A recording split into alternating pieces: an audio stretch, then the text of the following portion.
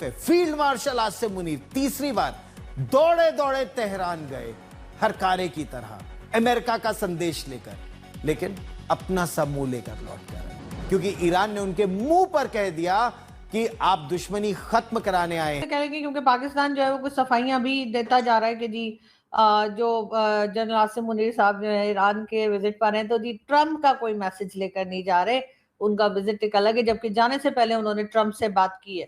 तो हर तरफ कहा यही जा रहा है कि क्या एक बार फिर पाकिस्तान अमेरिका के कामों में लग गया है? आपको क्या लग रहा है? तो वो दो मैं जो वो देखा वो प्रेस कोई और प्लानिंग कर रहे हैं ताड़ साहब, इस पे भी जरा कमेंट। देखिए, प्लानिंग और करने की सकत ही नहीं उनमें चीमा साहब। दो चीजें उसमें अर्ज करना चाहूंगा। दे एब्सोल्युटली नो कि they can not have a conventional war with Pakistan under the watch of Syed Hafiz Asim Munir. Reason, the gentleman is clear headed, he is a professional soldier and he does the thing with a full throttle. ये मुसलमान कैसे तरक्की कर सकते हैं? मुसलमान पीछे क्यों? इसकी क्या वजह है? मुसलमान पीछे इस वजह से बोल सकते हैं कि ये लोग नमाजें नहीं पढ़ते, कुछ भी नहीं कर रहे, नमाजें नहीं पढ़ते, बहुत सारे काम है जिसकी वजह से पीछे हैं। नमाजें पढ़ेंगे तो मुसलमान तरक्की कर सकते हैं? तरक्की कर सकते हैं, बहुत सारी चीज़ें हैं जो मुसलमान बहुत पीछे हो गए। तो क्या वजूहत है? मुसलमान मतलब नमाज नहीं पढ़ते, इसके अलावा क्या रीज़न है? इसके अलावा बस और भी बहुत सारे रीज़न हैं। यहाँ का हाल नहीं हर जगह का ये हाल है। फलस्तीन में जो कुछ हो रहा है, उनका बयान बड़ी अजीब था। तो he was not there as an envoy of Donald Trump, ये कह रहे हैं ना कि वो तो he was there as mediator, ये कह रहे हैं। तो दोस्तों, पाकिस्तान की मीडिया परसों से चिल्ला रही थी कि हमारा मार्शल अमन की आशा मिशन पर निकल गया है, परंतु ईरान का दौरा करते ही मार्शल को ऐसा तमाचा पड़ा है कि मार्शल उल्टे पैर ही अपना दौरा बीच में खत्म करके भगा है ईरान से। दरअसल पाकिस्तान का फील्ड मार्शल खबरों के मुताबिक ईरान को अमेरिका का गुप्त प्रस्ताव पहुंचाने के लिए गया था, पर ईरान के सब लोगों के साथ मुलाकात तो हुई। मार्शल ने बोला कि हम सुप्रीम लीडर अयातुल्ला खामनी के बेटे से भी मुलाकात करेंगे, पर वो मुलाकात करने से उन्होंने मना कर दिया और साफ कहा कि अमेरिका की बातें तभी मानी जाएंगी जब अमेरिका हमारी सुनेगा। और इसलिए पाकिस्तान की दुनिया भर में घनघोर बेइज्जती हो गई है और इसके ऊपर दुनिया भर की मीडिया आर्टिकल लिख रही है, क्योंकि पाकिस्तान अमेरिका का डाकिया बना फिर रहा था जिसको ईरान ने ठुकरा दिया है। और मार्शल के जाते समय भी वेलकम वगैरह नहीं हुआ था, ना कोई रेड कारपेट बिछाया था ईरान ने, क्योंकि उनको भी पता है कि ये पैसों के खातिर। आज सबसे पहले स्टार्ट इसी से करेंगे क्योंकि पाकिस्तान जो है वो कुछ सफाइयां भी देता जा रहा है कि जी जो जनरल आसिम मुनीर साहब जो है ईरान के विजिट पर हैं, तो जी ट्रम्प का कोई मैसेज लेकर नहीं जा रहे, उनका विजिट एक अलग है, जबकि जाने से पहले उन्होंने ट्रम्प से बात की है। तो हर तरफ कहा यही जा रहा है कि क्या एक बार फिर पाकिस्तान अमेरिका के कामों में लग गया है? आपको क्या लग रहा है? तो वो दो मैं जो वो देखा वो प्रेस रिलीज जो आपकी मिनिस्ट्री ऑफ एक्सटर्नल अफेयर्स वालों ने बात की है, क्या कहते हैं, मिनिस्ट्री ऑफ फॉरेन अफेयर्स ना, जी फॉरेन अफेयर्स। तो उनका बयान बड़ी अजीब था। तो he was not there as an envoy of Donald Trump, ये कह रहे हैं ना कि वो तो he was there as mediator, ये कह रहे हैं। तो अब मुझे जरा I want to understand the difference कि मीडिएटर ये अपनी तरह से तो नहीं बन सकते। दूसरे मुल्क ने कहीं भी अब रैंडमली अगर आप ट्राई कर लें कि मैं मीडिएटर बनता हूँ तो it is not going to happen, right? सुल्तान क्यों भोग रहे इतना?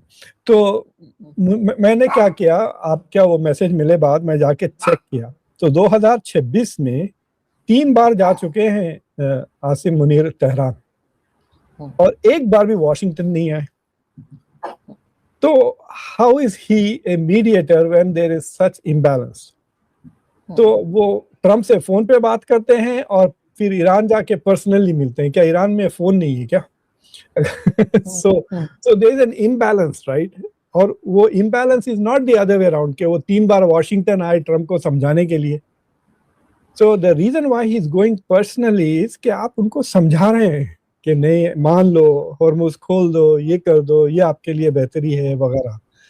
So that imbalance of the visit, एक पे phone, एक पे visit, clearly tells you कि वो किसके ambassador है. So we should not forget कि अगर ट्रंप नहीं चाहते तो ये मीडिएशन जीरो भी नहीं होता. हाँ, अगर ईरान नहीं भी चाहता और ट्रंप कहते कि we will negotiate only through him, then they would have had to negotiate through him. तो वो तो क्लियर है ना. दूसरी चीज ये है, मुसलमान पीछे क्यों, इसकी क्या वजह है? मुसलमान पीछे इस वजह से बोल सकते हैं कि ये लोग नमाजें नहीं पढ़ते, कुछ भी नहीं कर रहे, नमाजें नहीं पढ़ते, बहुत सारे काम है जिसकी वजह से पीछे हैं. नमाजें पढ़ेंगे तो मुसलमान तरक्की कर सकते हैं. बहुत सारी चीजें हैं जो मुसलमान बहुत पीछे हो गए. तो क्या वजूहत है मुसलमान मतलब नमाज नहीं पढ़ते, इसके अलावा क्या रीजन है? इसके अलावा बस और भी बहुत सारे रीजन है. यहाँ का हाल नहीं, हर जगह का ये हाल है. फलस्तीन में जो कुछ हो रहा है आप देख रहे हो, हर चीज का मसला ये होना चाहिए. सिर्फ यहाँ की बात नहीं है, दुनिया में मुसलमानों के अगर आप देखें तो टेक्नोलॉजी में कुछ आगे नहीं है. दुनिया के ऊपर कुछ ऐसा इनोवेशन नहीं किया कि दुनिया को उसके ऊपर उसका असर पड़े. जिस तरह आप यूरोप को देखें, अमेरिका को देखें, यहूदियों को देखें, दुनिया में टोटल पूरी दुनिया में 1.5 करोड़ यहूदी हैं. आपको पता है पूरी दुनिया की इकोनॉमी को हिला सकते हैं. दुनिया में यहूदी कुछ भी कर सकते हैं, इतनी पावर है उनके पास. बस उनके पास वो इत्तेफाक नहीं है. मुसलमानों में इत्तेफाक नाम की चीज़ नहीं है. फिरकों में बैठे हुए हैं यहाँ पे, हर चीज़ में फिरके हैं, सुन्नी, वहाबी, देवबंदी, इन चीज़ों से बंदे पीछे है. वरना मुसलमान तो आपके पास ठीक है, बहुत सारे. आप क्या समझते हैं मुसलमान दुनिया में पीछे क्यों है? बस यार क्या बता सकते हैं इसमें. मुसलमान भी इधर, हम भी देख रहे, सब पीछे, सारे पीछे है. अभी अगर बंदे की अलग सोच है, हम क्या बोल रहे यार इसमें. आप क्या समझते हैं क्या वजह इसकी? वजह तो बहुत है यार. क्या वजह? वजह ये है कि हर बंदा अपनी बात को आगे लेके जाते हैं, कोई किसी का नहीं सुनता. अभी आप अंदाजा लगा लीजिए, हम ओन करना हमने खत्म कर दिया.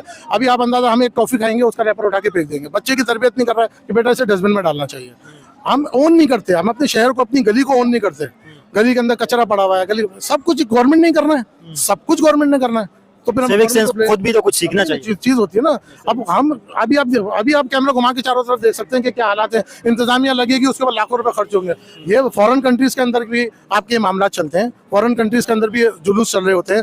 एक मुनज़्ज़म तरीकेकार होता है. यहाँ पाबंदी लगा दी गई है कि कोई गाड़ी अंदर नहीं आनी चाहिए. कुछ अभी देख लें गाड़ियाँ घूम रही है. मसला ये कि यहाँ पे पुलिस हो, इंतजामिया हो, सब पॉलिटिसाइज हो चुके हैं. सब पॉलिटिसाइज हो चुके हैं. किसी एक की कॉल आएगी, आप सऊदीया के अंदर ये करके दिखाए ना.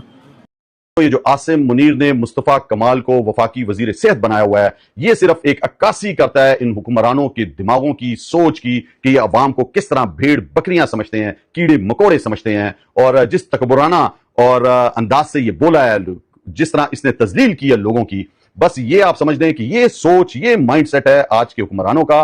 और ये जो मैं आपको हमेशा कहता हूं कि जो फौज का जो एक मखसूस तबका है, ये जो अपने आप को जर्नल और बड़े बड़े ओहदों पर जो बैठ के समझता है कि ये काले अंग्रेज बन गए और हम सबको ब्लडी सिविलियन ये समझते हैं, तो यही तर्ज अब ये जो फॉर्म 47 से हारे हुए लोगों को इन्होंने हुकूमत दे दी है, तो ये भी अपने आकाओं की तकलीद करते हुए अपने आप को भी जो है ये काला अंग्रेज समझ रहे हैं और हम सब पाकिस्तानियों को ब्लडी सिविलियन समझ रहे हैं. और यही आप देख लें, हाल हर शोबे में आ चुका है कि आप किसी भी शोबे में चले जाएं, वहां पे जो कुर्सी पे बैठा हुआ शख्स है वो अपने आप को नाखुदा समझता है और अवाम पर कहर पे कहर. कि मुझे लगता है कि the reason why he is going there is वो खुल के बात कर सकते हैं, कई इजरायलीज उनको हैक ना कर ले.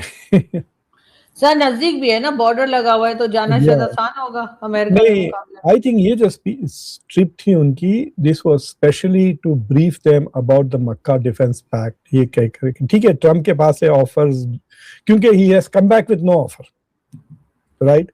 और ईरानियंस ने ये भी नहीं कहा कि ट्रम्प का ऑफर आया था और हमने उसको एक्सेप्ट किया या रिजेक्ट किया. उल्टा उन्होंने ऑफर किया कि ठीक है ट्रम्प से कहो कि MOU को फॉलो करें इस्लामाबाद का. So he came back with some ideas from the Iranians to Trump, but I think वो primary उनका मिशन था to speak to them about के मक्का डिफेंस पैक्ट कितना सीरियस है, वो कितना. देखिए आरजू, अगर आप कहें कि मैं जाके एक बंदूक खरीदने वाली हूँ क्योंकि मुझे खान साहब से झगड़ा चल रहा है, मैं आपसे बड़ी बंदूक पहले खरीद लिया तो, खासतौर से अगर आपकी नियत ही नहीं है, right. If you are not really buying a gun to threaten me, चुप ऐसे ही कह रहे हैं आप, और मैं लेके फायर भी कर दिया तो बैठे बिठाए आपका नुकसान हो जाएगा ना. So if they are serious about the Mecca defence pact, तो ईरान विल टेक रिटेलिएशन मतलब वो उसके बदले में कुछ रिटेलिएट करेगा, will try to take steps if he Iran thinks. तो पहले तो ईरान को ये समझाना कि ये आपके खिलाफ नहीं है, he has to do it seriously. और आई एम श्योर कि the reason why these pacts public नहीं है कि इसमें फाइन प्रिंट में बहुत चीजें हैं, कैवियर्स, और मुझे लगता है कि वो फाइन प्रिंट भी वो ईरान के सामने रख के उनको समझा रहे हैं कि देखिए ultimately this is not against you. तो so that is why मेरा शक ये है कि his visit primarily is to explain the Mecca defence pact. और दूसरी चीजें जो है कि जो नए सैंक्शंस जो स्कॉट बेसेंट ने लगाए हैं, मैं जाके उसकी तफसील से ढूंढा